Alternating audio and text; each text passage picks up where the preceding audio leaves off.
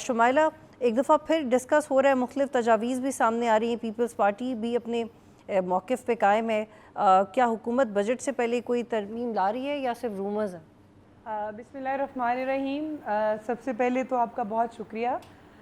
دیکھیں، بات یہ ہے کہ 28 امینڈمنٹ کے بارے میں ہم میڈیا کے تھرو چیزوں کو سن رہے ہیں، یا پیپلز پارٹی کے کچھ حلقوں سے یہ بات جو ہے وہ بعض گشت سنائی دی ہے، لیکن میرا خیال ہے اس کا کوئی حقیقت سے تعلق نہیں ہے. اور دوسری بات یہ ہے کہ آئین کے اندر جو ترمیم ہے اور امینڈمنٹ ہے یا آئین کو ری رائٹ کرنا ہے، تو یہ پارلیمان کا اختیار ہے.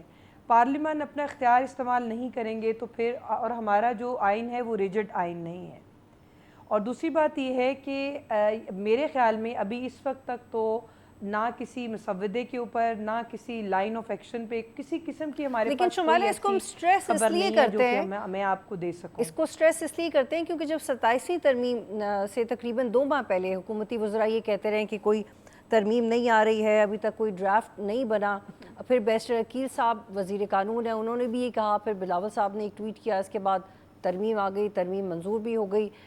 اور اس وقت بھی یہ کہہ رہے تھے کہ کوئی مسودہ نہیں ہے، بعد میں ملٹیپل مسودے بھی ہو گئے اور کسی کو پتہ بھی نہیں تھا، اور ترمیم بھی آ گئی. اس وجہ سے یہ سوال دہرایا جا رہا ہے. بطول بات یہ ہے کہ آپ نے دیکھا کہ جب وہ پہلے تو یہ اسی طرح میڈیا کے تھرو ہی باتیں سننے میں آ رہی تھیں، اور انہوں نے کہا جی ابھی آپ کچھ شیئر نہیں کریں گے، مسودہ آئے گا، اسی طرح پارلیمان میں جائے گا اور میجورٹی اس کو پاس کر دے گی. لیکن آپ نے دیکھا وہ جس وقت وہ چیز جو ہے وہ پیپر، آپ صحافی جو برادری ہے ان کے ساتھ سب سے پہلے جو ہے وہ شیئر کیا گیا تھا. دوسری بات پھر اراکین جو ہیں ان کو اعتماد میں لیا گیا.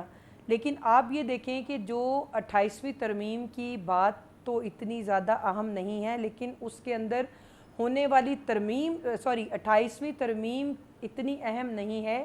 اس کے اندر ہونے والی جو ترمیمی شق ہے اس کے اوپر جو بات ہے وہ ہو رہی ہے. اور کچھ لوگوں کو 27ویں ترمیم میں بھی یہ لگتا تھا کہ شاید یہاں صوبوں کے اختیارات کو جو ہے وہ سلب کر دیا جائے گا، اور شاید صوبوں کے جو NFC ایوارڈ ہیں، تعلیمی نظام ہے، یا کچھ ایسا سٹرکچر جو 18th امینڈمنٹ کے بعد صوبوں کو اختیارات حاصل کر دیے تھے. اب دیکھا جائے تو وفاق جو ہے اس کے پاس تو اختیار ہی نہیں ہے.